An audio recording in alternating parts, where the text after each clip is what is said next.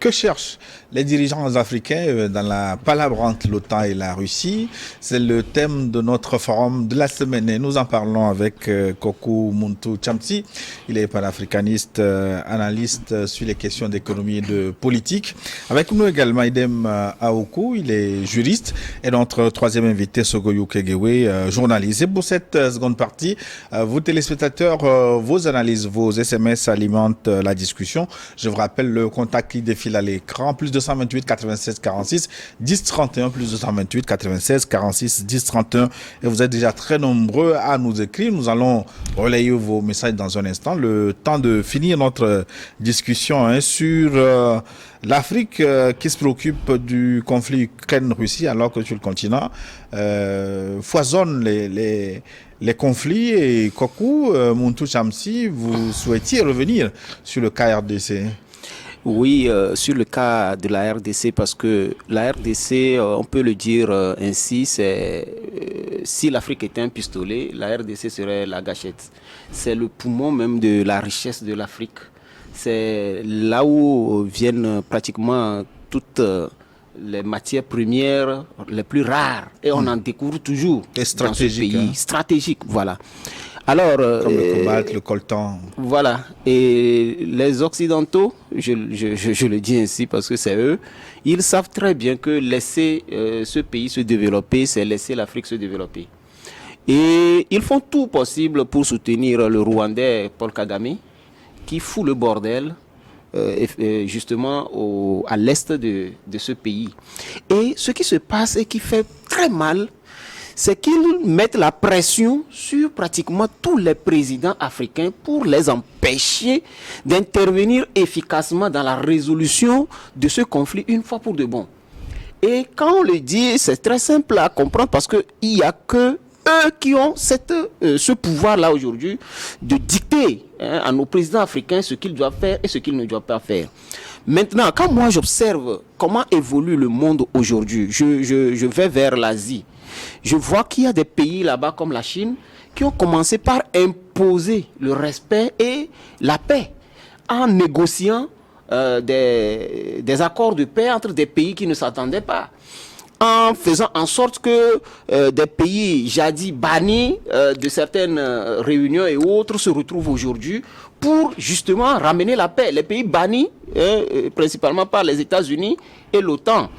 Et donc, ces pays qui font des efforts, la toute dernière fois, c'est le président syrien qui a été ramené dans le giron de la conférence des pays islamiques, de la Ligue arabe. Si vous voyez tout ça là, comment les autres font des efforts pour devenir eux-mêmes, pour amener la paix dans leur zone, pour s'imposer un certain type de développement, et on arrive en Afrique, on ne voit rien pointer à l'horizon. Sincèrement, ça fait peur. Et donc, ces émissions que nous aussi nous animons, c'est l'occasion de lancer des appels à nos dirigeants africains. J'avais dit la dernière fois qu'il n'y a pas de puissance, il n'y a pas de paix sans puissance, sans volonté de puissance et sans volonté de puissance économique et politique. Voilà. En Afrique, nous n'avons pas encore cette puissance, ou bien ces pays puissants qui peuvent imposer le respect. Aujourd'hui, l'Arabie Saoudite s'impose en quelque sorte au niveau de la Ligue arabe pour ramener certains dans les rangs. Et donc, en Afrique, nous avons vraiment besoin que des présidents africains puissent se voir africains, puissent défendre les intérêts de l'Afrique. Et que quand il y a des jeunes qui ont cette velléité-là, comme Ousmane Sanko au Sénégal, qu'on ne leur barre pas la route, qu'on les laisse évoluer comme il faut. Parce que demain, là, qu'ils le veulent ou non, c'est des panafricains qui prendront le pouvoir partout dans les pays. Et là, les choses vont changer. Mais aujourd'hui, nous avons besoin que eux qui sont nos dirigeants, qu'ils tendent la main à ces jeunes qui s'affirment, qui n'ont pas peur de mourir pour leur pays, qu'ils leur tendent la main et qu'ils collaborent avec eux pour les amener ou bien pour faire en sorte que l'Afrique puisse à un moment donné s'affirmer. Parce que si on ne continue pas à défendre l'intérêt de l'Occident et on néglige l'intérêt de l'Afrique, l'avenir va être très sombre pour les pays africains. Et demain, au coup, pourquoi les Africains se taisent ou en tout cas ne portent pas leur voix haut quand il s'agit des conflits chez nous? J'ai cité tantôt le cas de Kadhafi quand l'OTAN s'est déversé sur la Libye. On n'a pas entendu à haute voix l'Union africaine, on a laissé faire. Et quand il s'agit de l'Ukraine, on se met à 6 pour se rendre à Kiev et à Moscou. D'abord, il faut dire que c'est un problème de leadership. C'est un problème de leadership des présidents africains qui, pendant longtemps, certainement à cause des pesanteurs historiques de la colonisation, il y a toujours ce statut paternaliste de l'Occident qui plane sur les pays africains. Et quand on veut poser le moindre acte, on veut avoir d'abord l'autorisation ou l'aval de l'Occident avant de pouvoir intervenir sur tel ou tel conflit. Et surtout, les présidents africains, ils ont véritablement l'information comme quoi dans tel conflit, il y a des intérêts occidentaux qui sont en jeu. Et pour cela, ils ne voudraient pas égratigner qui que ce soit en s'invitant dans ce genre de conflit.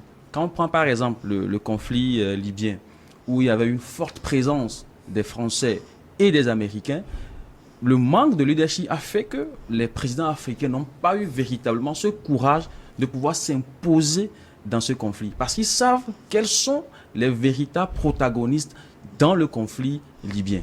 Donc, il y a ce manque de leadership là sur lequel les présidents africains doivent véritablement travailler. Comme M. Kassim l'a dit tout à l'heure, c'est très important qu'on puisse disposer d'une vraie puissance économique, politique, qui nous permettront de pouvoir nous concentrer sur les problèmes qui sont propres au continent africain, plutôt que de pouvoir s'inviter sur des débats ou sur des sujets qui ne concernent pas le continent. Et à cela, on peut prendre pour exemple ce qu'est devenu aujourd'hui l'Arabie Saoudite. Entre-temps, l'Arabie Saoudite s'alignait toujours derrière les États-Unis. Quelle que soit la décision qui est prise par l'Occident ou les États-Unis, l'Arabie Saoudite était comme le meilleur ami des États-Unis dans le Moyen-Orient. Mais aujourd'hui, on sent quand même que l'Arabie Saoudite a pris son destin en main. Ils ont réussi, par exemple, à refuser à Joe Biden, qui a fait le déplacement des États-Unis. Ce n'est pas donné à n'importe qui de voir le président américain débarquer sur son territoire pour négocier que l'Arabie Saoudite puisse produire plus de pétrole. Mais MBS avait refusé. Et c'était un fiasco, ce voyage de Joe Biden sur le territoire de l'Arabie Saoudite. Et l'Arabie Saoudite n'a pas demandé l'autorisation des États-Unis avant d'intégrer Bachar al-Assad dans la Ligue arabe. Et ils l'ont accueilli à bras ouverts. Donc ça montre quand même que l'Arabie Saoudite n'est plus prête à s'aligner sans réfléchir derrière les positions des pays occidentaux. Et il en va de plusieurs pays aujourd'hui. Même quand on prend l'Afrique du Sud, on sent quand même que l'Afrique du Sud est en train de sortir de ce giron de l'Occident. Quand un pays africain fait un progrès, il faut quand même qu'on ait la sincérité d'esprit de pouvoir saluer cela. L'Afrique du Sud aujourd'hui n'est plus un pays à négliger. Déjà, il fait partie des BRICS, donc ce sont des pays émergents. Et l'Afrique du Sud doit abriter le sommet des BRICS, donc ce n'est pas n'importe qui. Et même si ils ont comme les États-Unis, deuxième partenaire, ça ne les empêche pas de pouvoir prendre des positions qui n'arrangent pas les États-Unis. Si c'était avant, l'Afrique du Sud allait vouloir exécuter peut-être cette décision de la CPI, mais on sent quand même que l'Afrique du Sud n'est plus prêt à s'aligner derrière quelque puissance que ce soit. Et je salue, c'était l'un des discours de notre ministre des Affaires étrangères qui avait dit entre-temps, l'Afrique n'est plus prête à s'aligner derrière aucune puissance étrangère, quelle qu'elle soit. Et je pense que c'est un vent qui est en train de tourner et on espère un bel avenir pour le continent. Oui, M. Kamsi a dit quelque chose, peut-être on n'a pas fait assez attention, il parlait des panafricanistes et il souhaitait que les dirigeants soutiennent les panafricanistes. Je suis de son avis. Parce que ces panafricanistes, ils prennent beaucoup de risques. Vous prenez une dame comme Nathalie Yam, elle est extraordinaire. Vous prenez un type comme Kemi Seba, il est extraordinaire. Banda Kani et les autres. Vous oubliez Sogoyou Kegeoui. Non, bon, moi, je ne me targue pas d'un quelconque panafricanisme. Je dis ce que je pense. Maintenant, ce que je voulais dire concernant les panafricanistes et le soutien qu'ils méritent de la part des dirigeants, c'est qu'on voit que certains panafricanistes veulent utiliser leur renommée de panafricanistes pour s'improviser en opposant particulier de tel régime, de tel pays ou même de tel président. Mais là, le panafricanisme tombe dans le mercenariat parce qu'on sait qu'il travaille sur commande. Alors, si les panafricanistes disent « nous travaillons pour toute l'Afrique », naturellement, il faut commencer par travailler pour les dirigeants. Si les Africains sont opprimés, qui le premier est opprimé? C'est les dirigeants.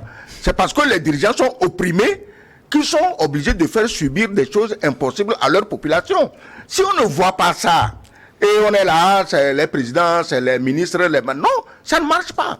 Donc moi je souhaite que tous les panafricanistes travaillent pour tous les Africains, dirigeants comme dirigés. Et c'est là-bas qu'eux-mêmes, ils vont tester la volonté des dirigeants de marcher vers le panafricanisme. Ils ne sont pas naïfs, ils savent ce que risquent les dirigeants à être panafricanistes. Ils savent, vous avez cité des cas, hein, ils savent. Ouais. Donc, ils doivent les soutenir davantage. Oui, doyen, excusez-moi, mais je dirais que c'est vraiment une mission pratiquement impossible que vous êtes en train de donner aux panafricanistes parce que vous-même, en vous suivant sur les plateaux tout le temps, on sent que nos présidents ne font pas ce qu'il faut. Pour l'Afrique d'abord. Voilà. Comment est-ce qu'un panafricaniste va s'aligner derrière quelqu'un qui ne fait pas ce qu'il faut? C'est le fait de dénoncer tout le temps ce qu'ils font de louche, ce qu'ils font de gauche, qui fait qu'ils finissent par les avoir comme des opposants ou comme des adversaires politiques. Parce que les vrais panafricanistes défendent l'Afrique. Vous avez parlé de Kémy Séba. Vous pensez que Kémy Séba est le bienvenu au Bénin? Vous pensez que Kémy Séba est le bienvenu au Sénégal? Il a d'ailleurs été chassé du Sénégal par le président Macky Sall. Vous voyez? Et donc, même Nathalie Yamb qui a été également renvoyée de la Côte d'Ivoire par Alassane Ouattara. Comment on peut travailler pour ces personnes-là qui défendent des intérêts étrangers? La mission paraît tellement impossible que nous invitons plutôt les dirigeants à revoir leur copie. Parce que si toi tu veux, je dis du n'importe quoi, hein, rester au pouvoir à vie, la plupart du temps, ce n'est pas leur propre vouloir même. C'est le vouloir de quelques personnes qui gravitent autour d'eux. Prenons par exemple le cas du président gabonais qui veut encore rempiler pour un nouveau mandat. Tu n'arrives pas à marcher. Au lieu d'aller te reposer dans un centre de santé, tu dis tu es toujours candidat à ta propre succession. Dans ce cas, sûrement qu'il aura fait des tests. Non, moi je dis plutôt que des tests de santé qui l'autorisent à il y a des gens autour de nos présidents aujourd'hui qui sont conseillers, mais qui défendent ne serait-ce que leur intérêt pur et simple et qui n'ont pas intérêt à ce que ces présidents la partent. Du coup, quand ils voient quelqu'un pointer à l'horizon et qui brille, on dirait qu'il veut devenir un challenger, il faut l'éliminer, il faut le détruire, il faut le faire disparaître. Et c'est ce qui se passe justement au niveau du Sénégal où le jeune n'est pas d'accord avec tout ce que Macky Sall fait. Et n'oublions pas que Macky Sall a chassé de la même manière l'ancien président Abdoulaye Wade. Pardon, on ne va pas se perdre là-dessus. Et le Sénégal a chassé Nathalie Yamb. C'est vrai. Non, c'est Kémy Séba et la Côte d'Ivoire a chassé... Mais ça ne leur porte pas bonheur. Et pourquoi j'admire davantage Nathalie Yamb, malgré tout ça? Nathalie Yamb est allée jusqu'à rendre visite à Embalo. Elle n'a jamais été d'accord avec ce que Embalo fait en tant que président de la CEDEAO. Mais quand il fallait y aller, elle y est allée. Depuis là, vous n'avez pas remarqué que Embalo fait moins la gueule? Ça veut dire que le panafricain est allé lui expliquer qu'au fait, quand nous parlons là, ce n'est pas contre toi. Mais nous parlons contre des choses que tu fais. Et il suffit de les changer. Et tu nous trouveras comme tes alliés. C'est tout. On doit opérer comme ça. Les téléspectateurs réagissent très nombreux. Je voudrais commencer avec Awangelo, Akara, Cécile Lewa et notre ami de toujours. Je suis très content que les élites africaines s'intéressent de plus en plus à nos idéaux de panafricanisme. Moi, je voudrais que les Africains se consacrent exclusivement au développement de l'Afrique. Si toute l'Ukraine brûle, ce sont les Occidentaux qui en ont voulu ainsi. Je sais que l'Afrique du Sud regrette son adhésion à la Cour pénale internationale. Nous, Africains, on s'en fout des valeurs occidentales. Au moins, Pour une fois, les Africains ont une position presque commune. Simlewa et So, ils se trouvent à Awangelo, à l'entrée de la ville de Kara. J'enchaîne avec qui? Avec Richard Tagba de Kara également. Lamafin, oui. Lamafin. Lamafin. Oui, c'est à la sortie est de Kara. Lamafin. Lamafin, oui. Alors, l'Afrique est un continent, tout comme les autres, doté de personnalités, à même de mener des discussions pour des solutions idoines. L'Afrique est un continent épris de paix. La guerre, autant Russie, affecte aussi de loin que de proche l'Afrique. À ce titre, elle peut faire selon ses moyens, c'est-à-dire l'Afrique, des démarches pour tenter de faire taire les armes. Cependant, la question reste de savoir quel crédit l'OTAN accorde-t-il à l'Afrique pour mener cette démarche. L'Afrique veut-elle faire face veut-elle juste faire de la figuration dans la résolution de cette guerre où elle a véritablement les moyens de résoudre cette question? La voix africaine porte-t-elle jusque-là, se demande notre ami Richard Tagba qui se trouve à Kara. Jonathan nous a écrit aussi salut le plateau et bonne émission, hein. Félicitations à Sogoyou pour ses analyses pertinentes puisque les Occidentaux ne s'inquiètent pas des effets négatifs de la guerre, plutôt ils feront mieux de résoudre les conflits sur leur propre continent que d'aller s'humilier en Europe. C'est Jonathan, c'est sa position que nous respectons. Nous continuons avec qui nous a écrit son message plus ou moins long, hein. Qu'est-ce qu'il dit? J'ai raté 2 émissions, hein. Notre messe de dimanche ou le Douma de vendredi. Dites à mon père, monsieur l'ambassadeur, de transmettre mes salutations à ma tante, la princesse de Chamba. À propos de la thématique du jour, je dirais qu'une médiation pour ramener la paix est une bonne chose a priori. Cependant, la mission africaine doit commencer par ramener la paix en Afrique. Il y a trop de foyers de tension un peu partout en Afrique. De grâce que les dirigeants africains cessent de se ridiculiser. Cette démarche ressemble à celle de Charlie Hebdo où pour un poignet de journalistes tués en France, nos dirigeants sont allés pleurer. Le moment est venu de repenser notre rapport avec le reste du monde. Au lieu d'aller faire une médiation entre la Russie et l'Ukraine, il sera plus judicieux d'aller en Chine pour s'inspirer du modèle chinois. Bonne émission, c'est Kader Chanyao qui nous a écrit. Kader, il me semble, il se trouve à Sokoré. Bon, salut le plateau. La démarche de ces 6 Africains de vouloir amener la Russie et l'Ukraine à faire la paix n'est pas une mauvaise chose en soi. Oui. C'est salutaire, mais malheureusement, cette démarche n'aboutira à rien. Comme l'ont dit les invités, les Occidentaux ne sont pas prêts à faire la paix. Les pays africains ne font pas le poids devant les belligérants et en plus notre Afrique est le théâtre de plusieurs guerres auxquelles ils n'arrivent toujours pas à mettre fin. Moi, je pense que cette démarche porte en elle-même les germes de son échec. Hubert Topou depuis Bagdad. Très bonne analyse. Ils sont plutôt pessimistes, nos téléspectateurs, par rapport à cette mission.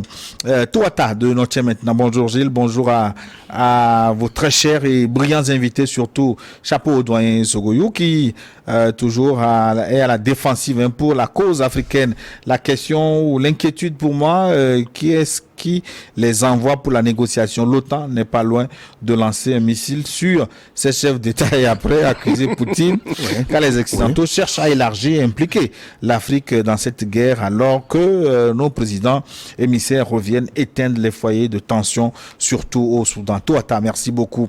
Mais est-ce que vous ne pensez pas que cette initiative, si elle porte le sceau de l'ONU, serait beaucoup plus efficace? Où se trouve l'ONU pour laisser les Africains se débattre devant ce conflit? Edem Maoukou. D'abord, même il faut préciser que cette initiative, elle n'émane pas directement de l'Afrique du Sud. Elle émane plutôt de la Fondation Brazzaville, qui est dirigée par Jean-Yves Olivier, qui est un Français. Tout à fait. Donc c'est cette fondation-là qui a d'abord porté l'initiative et a préféré que cela soit sous le leadership du président sud-africain. Déjà, il y a un problème à la base. Maintenant, en ce qui concerne les Nations Unies ont tenté la médiation entre l'Ukraine et la Russie dès le début. Je pense le 2e jour, le 3e jour du conflit, le secrétaire général des Nations Unies avait fait un discours tonitruant où il demandait à Vladimir Poutine de retirer ses troupes de l'Ukraine. Mais cela n'a pas été entendu. Il est même allé en Russie pour tenter la médiation, mais cela n'a pas donné de résultats probants. Pourquoi? Parce que l'ONU a perdu déjà toute crédibilité. Elle n'a pas été en mesure. En réalité, l'ONU n'a pas été installée pour régler les conflits, mais c'est pour éviter les conflits.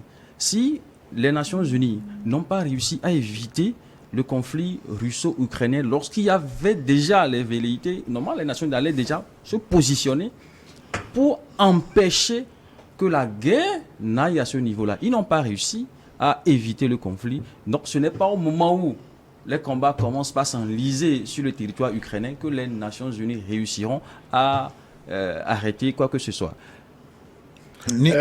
Pardon.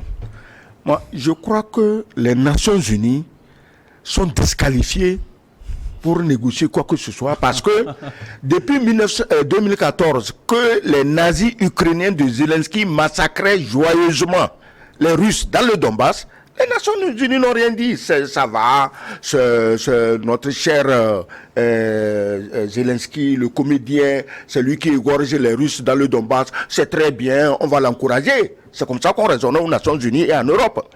Maintenant, c'est parce qu'on tue un ou deux Ukrainiens que le chose... Tu as dit tantôt que l'initiateur était un Français, Jean-Yves Olivier. Mais c'est qu'en France, il y a encore de très fortes volontés qui n'ont pas encore perdu leur bon sens. Quand vous prenez des gens comme Florian Philippot, Jean-François Asselineau, mais c'est des gens qui, contre les médias dominants, tiennent le langage du bon sens parce qu'ils veulent que la France ait encore sa place dans le concert des nations et non Macron en train de trottiner comme un toutou derrière Biden. Il y a des gens en France, il faut les soutenir, il faut les encourager. Parce qu'ils sont le salut de la France et ils sont aussi le salut de l'Afrique. Voilà. Il faut vraiment faire attention à la terminologie. Souvent, on parle de France, États-Unis. C'est plus l'élite occidentale. Voilà.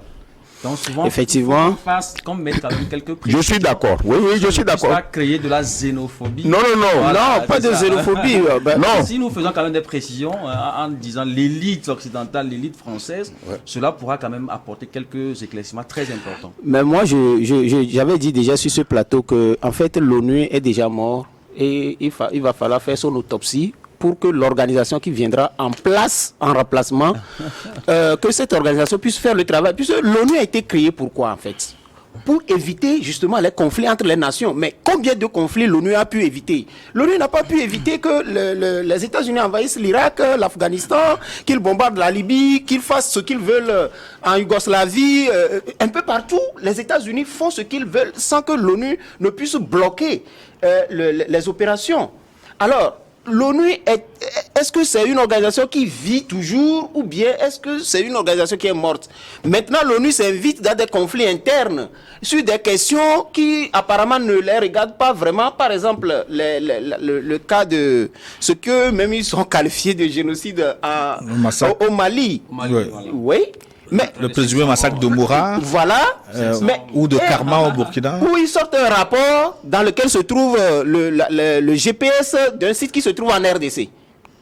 Mais, oui, effectivement, c'est ce que c'est ce que les Maliens disent en tout cas. Ça se trouve dans le rapport et ils ont pris le temps de tout lire. Ça aussi, c'est une erreur qu'on faisait avant. On prenait tout ce que disaient ces organisations-là comme de l'eau à boire, la Bible comme doit avaler et donc on ne décortiquait pas. Mais il suffit de s'approcher un peu pour voir que c'est des choses qu'ils ont pris ça et là et puis ils rassemblent. C'est de la jonglerie. Cette organisation, comme on l'a fait pour la SDN, doit être anéanti et on crée une nouvelle organisation avec des puissances dominantes qui peuvent amener réellement la paix.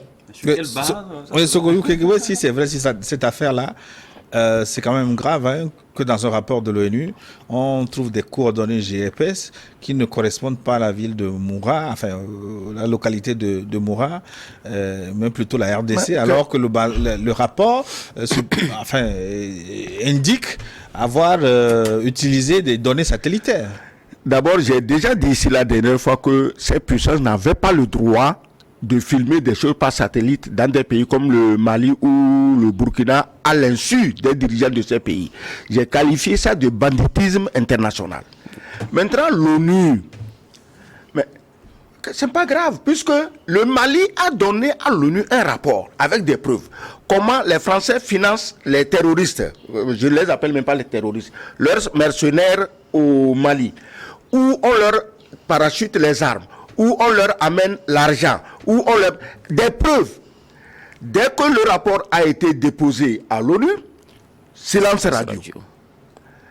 D'abord, l'ONU, sachant qu'elle a dessus grosse couleuvre dans ce tiroir, auquel elle ne veut pas toucher, ne peut qu'inventer ce qu'il faut inventer pour, disons, noyer le Mali, pour qu'on dise, ah, c'est vrai, les Français ont tué, mais il semble que vous tuez davantage actuellement. C'est ça, parallélisme. L'ONU veut établir l'équilibre. Regarde la MINUSMA. Ça fait pitié, la MINUSMA. Elle est devenue enquêteur des droits de l'homme de l'ONU. Est-ce que c'était ça le rôle de la MINUSMA? Non. Donc, il faut laisser. Quand ça touche les Noirs, les gens de l'ONU, là, ils n'ont pas de scrupules, ils inventent, ils mentent. Quand il s'agit des pays arabes, c'est la même chose. C'est pas l'ONU que le général noir américain, là, Colin Machin, est allé avec, j'ai déjà dit ça même, qu'avec une fiole censée être la preuve que Saddam Hussein a des armes nucléaires. Est-ce que vous croyez que l'ONU c'est sérieux? La cour de récréation des enfants du cours primaire est plus sérieuse que l'ONU, parce qu'aucun enfant du cours primaire n'accepterait que une fiole comme ça qui contient des agents bactériologistes dangereux soit tenue tranquillement sans gants ni rien et brandie devant l'Assemblée générale des Nations Unies. Donc oubliez-moi ce machin d'ONU. Bonjour, excellent plateau Niwo TV. C'est Djato Bilali ou Frédéric depuis Palimé, véritable monument géopolitique. Ce papa, l'ambassadeur, s'il vous plaît, dites aux dirigeants africains, dont la plupart sont des dictateurs, de chercher d'abord à éradiquer le terrorisme, à améliorer les conditions de vie et de travail de leur population avant de se transporter en Europe honteusement pour concilier ces puissances occidentales. Qui d'autres? Ils sont très nombreux. Je voudrais prendre maintenant Docteur Appétit. Ça fait un moment. Il n'est pas venu sur notre plateau. Qu'est-ce qu'il nous dit? Bonjour à vous et félicitations pour l'émission. Pour la forme, l'Union africaine veut faire valoir sa position de diplomatie comme comme l'ont fait les puissances comme la Chine, la Turquie. Au fond, la question que cherche la souris sur le champ de bataille des lions, léopards, panthères, dragons, éléphants, loups, etc. L'Union africaine étant financée par l'UE, les États-Unis, la Chine et autres, elle demeure leur esclave et sa voix sera un effet d'annonce. L'Union africaine doit profiter de cette bagarre des bulldozers pour organiser son autonomisation afin de parler un jour à la cour des grands, car le maïs n'a aucun poids au pays des poules. Nous avons trop de problèmes internes à gérer que de gaspiller nos énergies ailleurs. Rappelons que l'Afrique du Sud n'a pas extradé Béchir et Jomo Kenyatta. Ce n'est pas Poutine. Elle va envoyer à la Cour pénale internationale si elle est cohérente. Docteur Appétit, merci beaucoup. Et bon dimanche chez vous. Pierrot nous a écrit aussi depuis la IOA. Je crois que la négociation est une peine perdue. Ces dirigeants devraient se pencher sur le terrorisme et la guerre en République démocratique du Congo et au Soudan, au lieu de profiter de cette guerre pour s'imposer en se réunissant en Afrique pour penser développement. Ils se perdent dans une négociation entre ces... Je ne peux pas prononcer. Je suis républicain et je viens de comprendre que j'ai perdu mon temps à voter les démocrates. Je vous dis que si les démocrates vont quitter ce pouvoir, ils ne reviendront plus et il y aura la paix dans le monde. Merci Agile et l'intelligence plateau dirigé par le doyen Sogoyou. Merci et merci à Niwo TV. Je voulais dire quelque chose. Quelqu'un a dit nos dictateurs, il vaut mieux qu'ils travaillent pour leur population. D'accord, c'est ce que moi je dis tous les jours. Le plus important, c'est le président qui travaille pour le bien-être de sa population. On ne peut pas esquiver ça parce que c'est les populations qui votent pour élire les présidents. C'est elles qui votent pour élire des députés, des maires, des sénateurs. Donc on ne peut avoir pour première préoccupation que le bien-être de ces populations. Mais attention, le terme générique de dictateur qu'on emploie contre... Parce que dans la tête des médias là-bas, tout bon président noir est un dictateur. On ne fait pas de distinguo. L'autre là, le Guinéen qui vient de tomber, Alpha Condé. Est-ce que quelqu'un peut être plus démocrate que Alpha Condé? 40 ans de lutte contre la dictature en Guinée. Et il a été élu, réélu. Mais il a fini le pouvoir comment? On dirait que c'est un dictateur. Est-ce que quelqu'un est plus démocrate que Macky Sall? Est-ce que quelqu'un a été élu plus démocratiquement que Macky Sall? Mais aujourd'hui, quel habit on lui a mis? C'est l'habit de dictateur. Tous les dirigeants africains sont qualifiés de dictateurs parce qu'on veut les dévaloriser devant leur population. Et il y a des Africains qui jouent le jeu. Dictateur, là, on sait ce que c'est. Franco était un dictateur, Salazar était un dictateur, Hitler était un dictateur, Napoléon, le plus méchant même de ces dictateurs, on n'en parle pas assez, Staline, c'était un dictateur, je suis d'accord. Mais maintenant, un président élu, il veut travailler, on veut l'empêcher de travailler, on dit que c'est un dictateur. Sur quelle base il est un dictateur? En Europe, les présidents les plus dictatoriaux sont aujourd'hui les présidents qui sont déifiés. Est-ce que quelqu'un est plus dictateur que De Gaulle? Est-ce que quelqu'un est plus dictateur que Napoléon? Donc il faudra trouver un autre concept. Hein, non, il y a des régimes forts. Un régime fort, il est fort et il travaille pour la population. Mais il y a des régimes forts qui malheureusement... Fort F-O-R-T ou... Non, je parle de F-O-R-T. Je parle de F-O, régime fort, F-O-R-T. Mais si tu veux m'entraîner sur d'autres terrains, je n'ai pas peur. mais moi, j'ai toujours une réserve en ce qui concerne cette question liée au président dictateur africain. Je n'aime pas trop la terminologie de dictateur parce que si le gars travaille pour sa population, voilà. Moi, il n'y a pas de souci. Mais prenons un président Alpha Condé. Tu as fait 40 ans en opposition, tu deviens président. Ton mandat fini. Au lieu de t'éclipser, laisser quelqu'un prendre le pouvoir comme tu es venu, c'est-à-dire apaiser le pays. Surtout qu'il est vieux. Voilà, tu veux te pérenniser au pouvoir et tu changes la constitution et tu veux rempiler pour un nouveau mandat. Voilà là où il a créé un conflit, là où il n'y en avait pas. Il devait jouer ce rôle de pacificateur et partir comme l'ancien président nigérien. Oui, l'ancien président nigérien qui est parti sans problème. Oui, voilà, il y en a plein. Donc moi, j'appelle plutôt nos présidents. Si tu sais que tu veux faire un travail formidable pour ton pays, prépare un dauphin. Un dauphin à la hauteur de ta mission. Quand tu t'en vas, tu le laisses la place. Il fait son travail. Et là, comme Rollis l'a fait au Ghana. Donc, si eux aussi veulent... Ouattara fait la même chose à côté. Ici, on l'appelle aujourd'hui dictateur. Donc, il faut qu'aujourd'hui, la mentalité change un peu. Qu'on trouve... Moi, je n'ai jamais qualifié Kadhafi de dictateur. Parce que quand tu vois les réalisations d'un tel monsieur, tu applaudis forcément. Vous voyez un peu. Bon. Bonjour le plateau. Une fois encore, merci beaucoup aux invités et à la télévision New World. Toute l'Afrique doit être fière de vous. Nous pensons que le doigt levé par les Africains dans la médiation ne portera pas un fruit car le président ukrainien porte un chapeau qui n'est pas le sien. De toutes les façons, nous plaignons le sort des civils ukrainiens Mohamedou depuis Anié. C'est un chapeau cowboy qui vient d'où on sait. Bonjour. Bonjour, bien de choses aux invités du jour. Ah oui, félicitations donc pour le plateau de ce midi. Bon vent aux chefs d'État africains qui n'ont pas pu servir de médiateurs dans des conflits qui se passent sur le continent africain et qui veulent le faire dans un conflit entre occidentaux. Moi, personnellement, ce qui me fait mal dans ce conflit, ce sont les milliers de civils tués chaque jour, que Poutine ou que ce soit Zelensky ait raison ou pas, cela m'intéresse peu.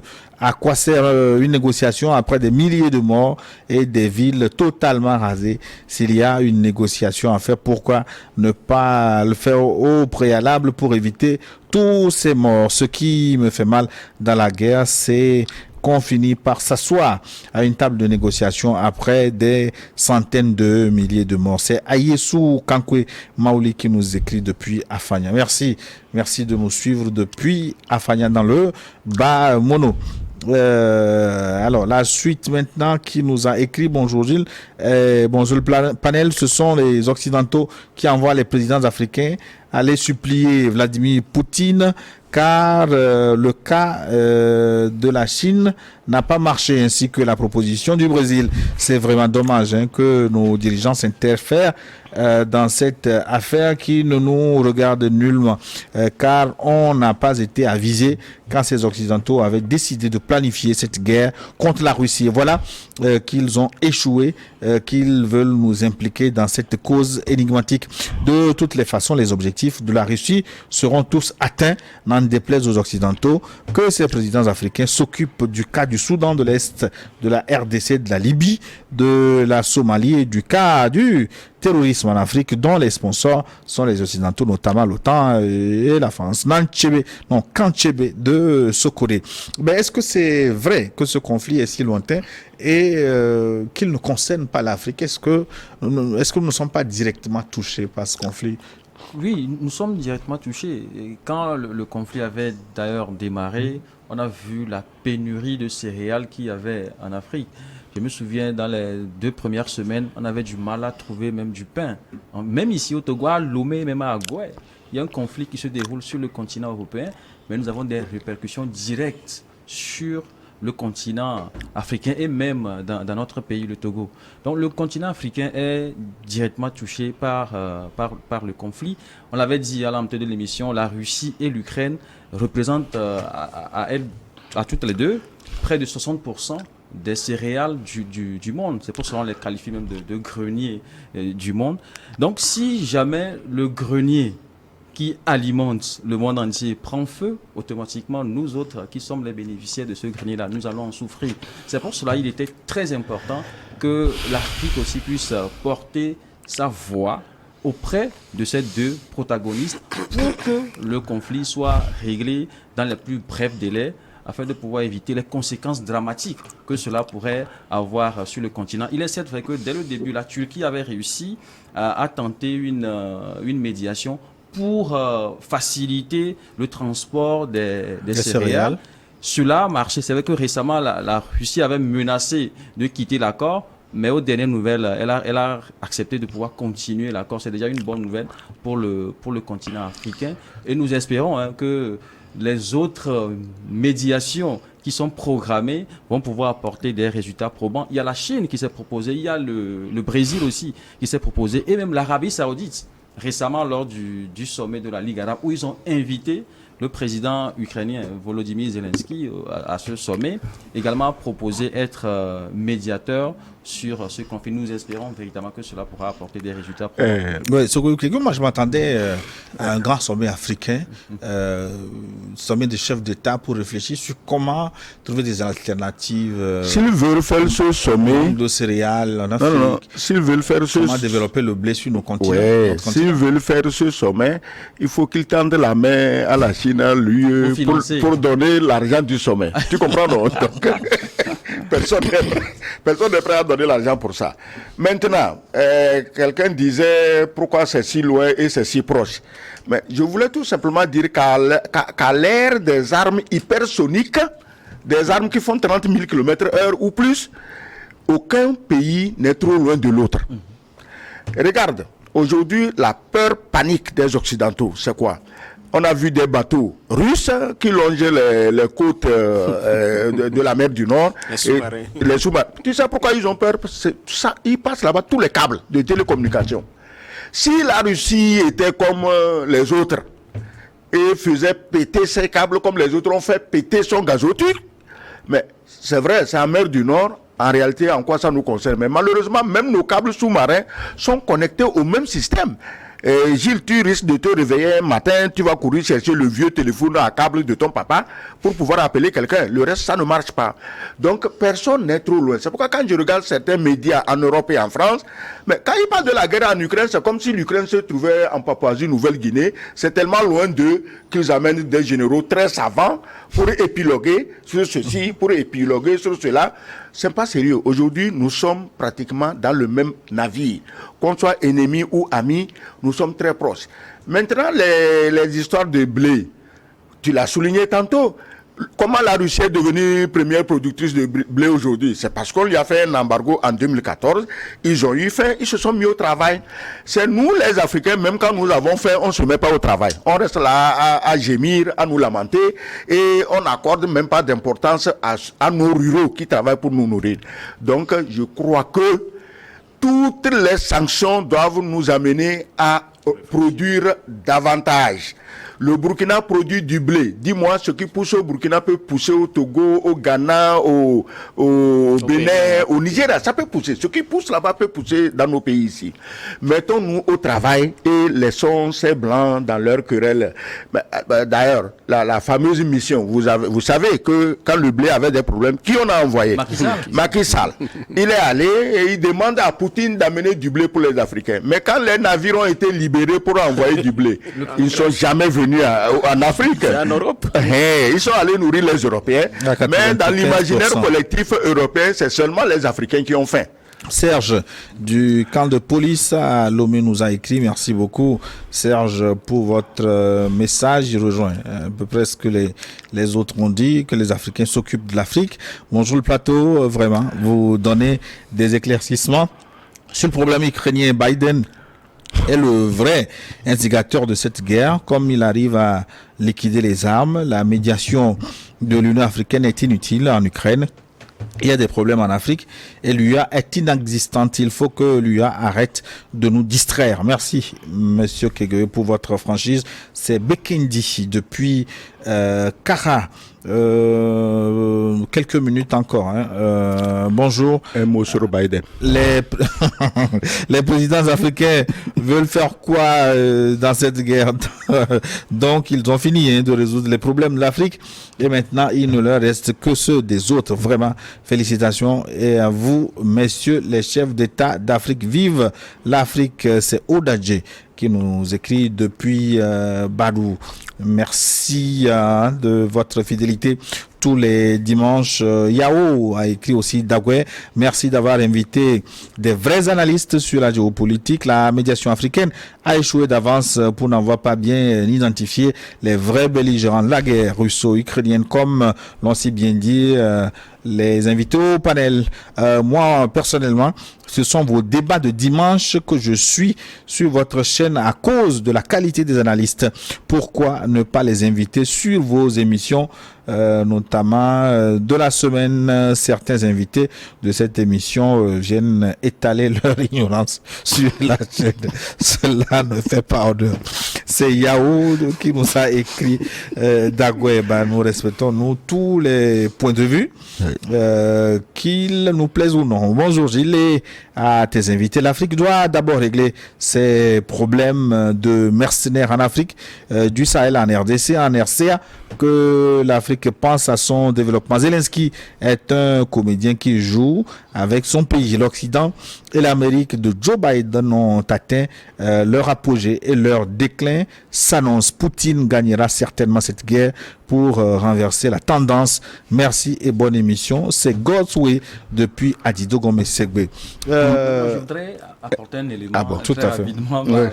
Personne n'a évoqué la question de l'agriculture, le fait que l'Afrique doit travailler sur elle-même. Je pense que nos pays africains doivent prendre exemple sur les 4 dragons de l'Asie. Hong Kong, Taïwan, la Corée du Sud et le Singapour, qui sont considérés comme de très petits pays, mais qui aujourd'hui ont réussi à travailler sur leur propre développement. Et aujourd'hui, ce sont des pays développés. Ils ne sont plus considérés comme des pays en voie de développement ou des pays émergents, mais ils sont considérés comme des pays développés parce qu'ils ont pris le temps de pouvoir déceler quelles sont leurs potentialités et quels sont les besoins et dans quelle mesure ils peuvent utiliser ces potentialités pour répondre à ces besoins. Donc c'est très important que l'Afrique puisse faire ce diagnostic du continent afin qu'on puisse vraiment... On a tellement de ressources dans notre sous-sol, on a tellement une population jeune qui pourra véritablement travailler pour pouvoir faire développer le continent. Donc c'est très important qu'on puisse vraiment faire cet état des lieux pour apporter vraiment des solutions concrètes et innovantes aux problèmes du continent. Oui, quelqu'un a sorti le nom de Joe Biden. J'avais dit tantôt ici que Joe Biden n'avait pas intérêt que la guerre finisse parce que le lobby de l'armement est là. Mais il a aussi un problème particulier, personnel, privé. Les frasques de son fils, Hunter Biden, au moment où il était vice-président, comment son fils rançonnait des gens. Dedans, il y a des Chinois, il y a tout le monde, des hommes d'affaires roumains. Joe Biden, en tant que vice-président, a été envoyé en Roumanie dans le cadre de la lutte contre la corruption et arrivé là-bas, tous les oligarques roumains lui ont donné de l'argent.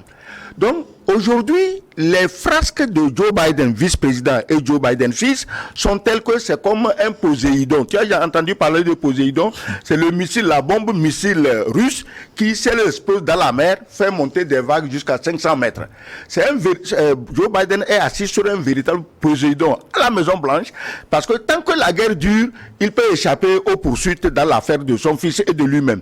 Parce qu'aujourd'hui, tous ceux qui en Amérique disent il faut ouvrir le dossier, on dit ah, c'est les gens de Poutine. Est-ce que tu comprends? Donc, si la guerre ne dure pas, Joe Biden va tomber dans la honte. Sa famille va finir dans la honte. Bonjour mon frère Gilles, je salue mon papa l'ambassadeur et les autres invités. C'est Madame Koulibaly Assitane Fofana, une Malienne depuis le Luxembourg. Bon dimanche à vous. Merci beaucoup. Je peux intervenir sur Madame la Assitane Fofana. Oui, rapidement. Rapidement, oui, merci.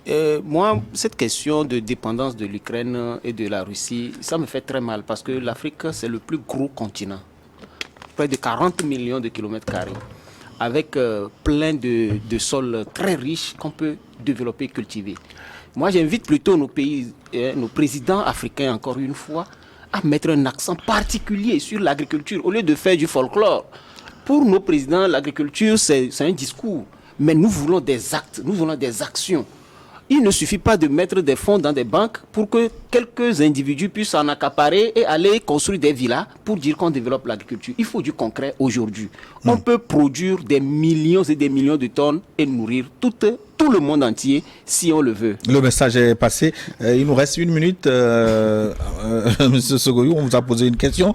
Bonjour, je voudrais donc poser une question à Monsieur l'ambassadeur.